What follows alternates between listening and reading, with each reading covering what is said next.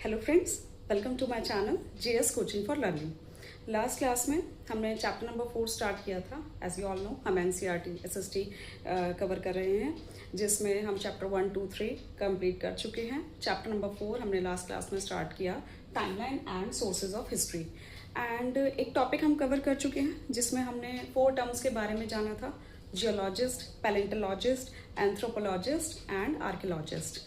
आज की क्लास में हम बात करेंगे how is time measured in history. Okay, time को कैसे मेजर किया जाता है हिस्ट्री में। अब ये बड़ी वैसी बात है कि हम हिस्ट्री की बुक में पढ़ते हैं, हमें सब पता होता है कि इस टाइम पर क्या हुआ था, जबकि हम में से कोई भी पर्सन उस टाइम पर अवेलेबल नहीं है। हम पैदा ही नहीं हुए थे, है ना।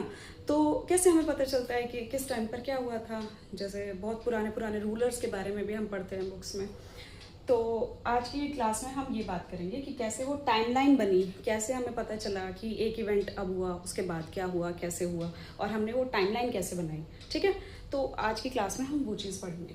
तो सबसे पहले बात करते हैं, ये एक आप देख रहे होंगे, ये एक टाइमलाइन बना रखी है मैंने, और जिसमें बीच में जीसस क्राइस्ट बर्थ, एनो डोमिनी कॉमन एरा, और इधर लिख रखा है BCE, before Christ birth and before common era.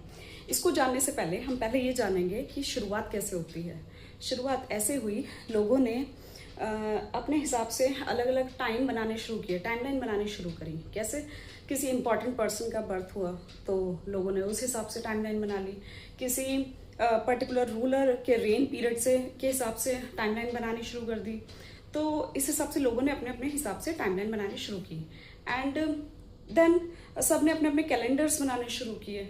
एक ग्रिगोरियन कैलेंडर का नाम हम सुनते हैं, हिंदूज के अपने कैलेंडर है, मुस्लिम्स के अपने हैं, देन चाइनीज़ कैलेंडर अलग है, जूइश के कैलेंडर अलग है। तो जो कॉमनली हम यूज़ करते हैं वो है ग्रिगोरियन कैलेंडर, और ये सब चीज़ें ग्रिगोरियन कैलेंडर से ही रिलेटेड है। वो हम ग्रिगोरियन कैलेंडर के बारे में बात क्यों कर रहे हैं? वो इसलिए क्योंकि कॉमनली हम उसी को यूज़ करते हैं। आज की डेट में भी हम ग्रिगोरियन कैलेंडर को ही यूज़ कर रहे हैं, जिसमें 12 मंथ्स होते हैं, 365 डेज होते हैं, एंड लीप ईयर में तो हम 366 भी मानते हैं।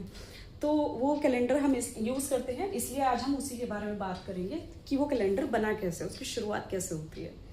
तो बात करते हैं ये एक टाइमलाइन है, और इस टाइमलाइन की शुरुआत होती है, हमने स्टार्टिंग पॉइंट रखा जब जीसस क्राइस्ट का बर्थ होता है।